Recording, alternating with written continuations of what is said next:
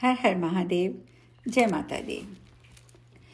सुखदेव जी कहते हैं, सुना जाता है कि प्राचीन काल में शशबिंदु नाम के एक श्रेष्ठ राजा थे। वे बड़े धर्मात्मा, यज्ञपरायण, उदार एवं सत्यवादी थे। वे धर्म रूपी सेतु के रक्षक और कुमार्गी गामी जनों के नियंता थे। उन्होंने पुष्कल दक्षिणा वाले अनेक यज्ञ संपादित किए थे। उन यज्ञों में पशुओं के चर्म से विंध्य पर्वत के समान ऊंचा सा पर्वत बन गया था। मेघों के जल बरसाने से चर्मणवंती नाम की शुभ नदी बह निकली। वे राजा भी दिवंगत हो गए, किंतु उनकी कीर्ति भूमंडल पर अचल हो गई। जब इस प्रकार के धर्मों का वर्णन वेद में है, तब हे राजन, मेरी श्रद्धा बुद्धि उनमें नहीं है। स्त्री के साथ भोग में पुरुष सुख प्राप्त करता है और उसके ना मिलने पर वह दुखी भी होता है, तो ऐसी दशा में वह भला जीवंत मुक्त कैसे हो गया। जनक जी कहते हैं, यज्ञों में जो हिंसा दिखाई जाती है या जो आपको हिंसा दिखाई देती है, वे वास्तव में अहिंसा ही कही गई है, क्योंकि जो हिंसा उपाधि योग से होती है वही हिंसा कहलाती है, अन्यथा नहीं, ऐसा शास्त्रों का निर्णय है। जिस प्रकार गीली लकड़ी के संयोग से अग्नि से धुआं निकलता है, उसके अभाव से उस अग्नि में धुआं दिखाई नहीं देता, उसी प्रकार हे मुनिवर, वेदोक्त हिंसा को भी आप अहिंसा ही समझिए। रागी जनों द्वारा की गई हिंसा ही हिंसा है, किंतु अनासक्त जनों के लिए वह हिंसा नहीं कही गई है। जो कर्म राग रहित तथा अहंकार रहित होकर किया जाता है, उस कर्म को वैदिक विद्वान मनीषी जन ना किए हुए के समान ही कहते हैं। हे द्विजश्रेष्ठ, रागी गृहस्थों के द्वारा यज्ञ में जो हिंसा होती है वही हिंसा है। हे महाभाग, जो कर्म राग रहित और अहंकार शून्य होकर किया जाता है, वह जितात्मा मुमुक्षु जनों के लिए अहिंसा ही है। अब हम अगले अध्याय की ओर चलते हैं। इतना सुनने के बाद सुखदेव जी बोले, हे महाराज, मेरे हृदय में तो ये शंका हो रही है कि माया में लिप्त रहते हुए कोई मनुष्य निष्प्रह कैसे हो सकता है। शास्त्र का ज्ञान प्राप्त करके नित्य अनित्य का विचार करने पर भी चित्त से मोह दूर नहीं होता, तब भला वह मनुष्य मुक्त कैसे हो सकता है। मनुष्य के मन में स्थित मोह को दूर करने के लिए केवल शास्त्र बोध ही समर्थ नहीं हो सकता। जैसे केवल दीप जलाने की बात करने से अंधकार दूर नहीं होता, अतः बुद्धिमान मनुष्यों को चाहिए कि वे कभी किसी से द्वेष भाव न रखें। परंतु हे नृपश्रेष्ठ, गृहस्थ से ये कैसे संभव है। अभी भी आपकी धन प्राप्ति की कामना, राज्य सुख तथा युद्ध में विजय करने की अभिलाषा शांत नहीं हुई है, तो आप जीवंत मुक्त कैसे हो सकते हैं। अभी भी चोरों के प्रति चौर बुद्धि, तपस्वी के प्रति साधु बुद्धि आपकी ही है। अपने पराय का भेदभाव भी आप में है, तो फिर हे राजन, आप विदेह कैसे हुए। अभी आप कटु, तिक्त, कसैले और खट्टे रसों का तथा भले बुरे का ज्ञान रखते हैं। हे राजन, आपका चित्त शुद्ध कर्मों में रमता है, अशुभ कर्मों में नहीं। जागृत, स्वप्न, सुषुप्ति, ये अवस्थाएं अभी आपको समय अनुसार होती ही हैं, तब भला आपको तुर्य अवस्था कैसे प्राप्त हो सकती है। हे राजन, घोड़े, रथ, हाथी तथा पैदल सैनिक, ये सब मेरे अधीन हैं।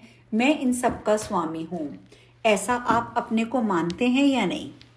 आप मधुर भोजन को प्रसन्नता पूर्वक अथवा बेमन से खाते ही होंगे।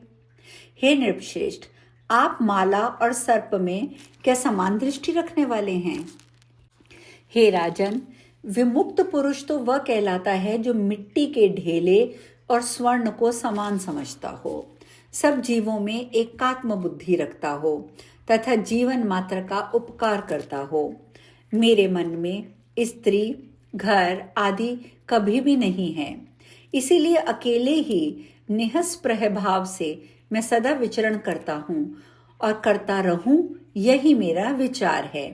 निःसंग, ममता रहित और शांत होकर केवल पत्र, मूल, फल आदि ग्रहण करता हुआ मैं निर्द्वंद एवं अपरिग्रही होकर मृग की भांति स्वच्छंद विचरण करूंगा।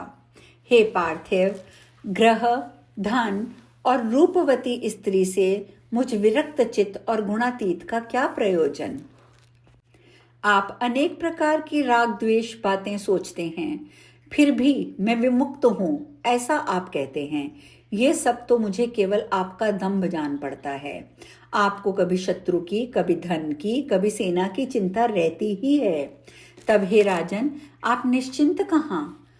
स्वल्प आहारी, अटल व्रत वाले जो वैखानस मुनि हैं, वे इस संसार की अनित्यता को जानते हुए इसमें आसक्त हो जाते हैं। हे राजन, आपके वंश में उत्पन्न सभी राजाओं का नाम विदेह ये हो जाता है। इसमें भी आप धोखा समझिए, दूसरा और कुछ नहीं। जिस प्रकार किसी मूर्ख का नाम विद्याधर, जन्मांध का नाम दिवाकर, सतित दरिद्री मनुष्य का नाम लक्ष्मीधर रखना निरर्थक है, उसी प्रकार पूर्व काल में आपके वंश में उत्पन्न जिन जिन राजाओं को मैंने सुना है, वे नाम से ही विदेह प्रसिद्ध हुए हैं, कर्म से नहीं। हे नृप, आपके कुल में पहले निमि नाम के राजा हो चुके हैं। उन राजऋषि ने एक बार अपने गुरु वशिष्ठ मुनि को यज्ञ के लिए निमंत्रित किया। उस समय वशिष्ठ जी ने उनसे कहा कि आपसे पहले इंद्र ने मुझे यज्ञ के लिए आमंत्रित कर रखा है। इंद्र का यज्ञ संपन्न कराकर मैं आपका भी यज्ञ पूर्ण करूंगा। अतः हे राजेंद्र, तब तक आप धीरे धीरे यज्ञ सामग्री एकत्र कराइए।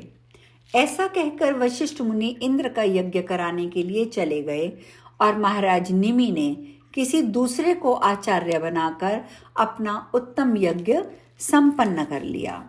यह सुनकर वशिष्ठ जी राजा पर क्रोधित हुए और उन्हें शाप देते हुए बोले, हे गुरु का परित्याग करने वाले, तुम्हारा शरीर नष्ट हो जाए। यह सुनकर महाराज निमि ने भी शाप दे दिया कि आपका भी शरीर नष्ट हो जाए। इस प्रकार वे दोनों एक दूसरे के शाप से नष्ट हो गए, ऐसा मैंने सुना है।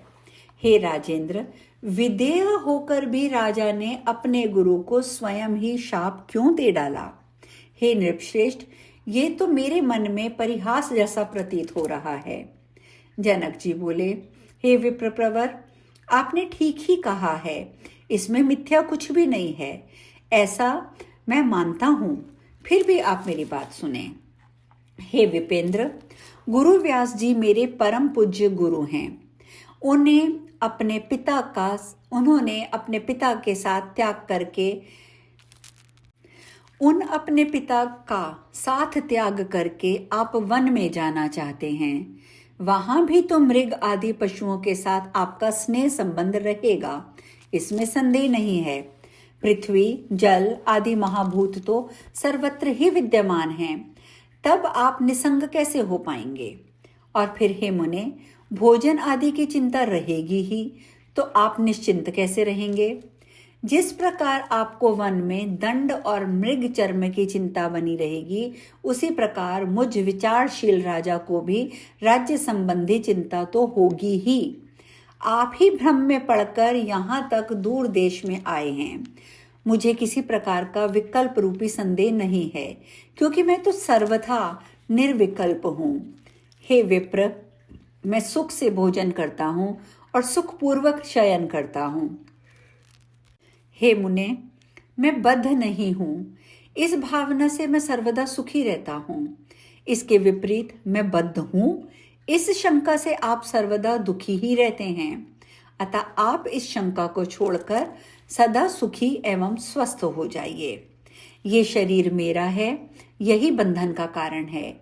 ये मेरा नहीं है, ऐसा निश्चय ही मुक्ति है। यह ग्रह, संपत्ति, राज्य मेरा नहीं है, ऐसा मेरा दृढ़ निश्चय है।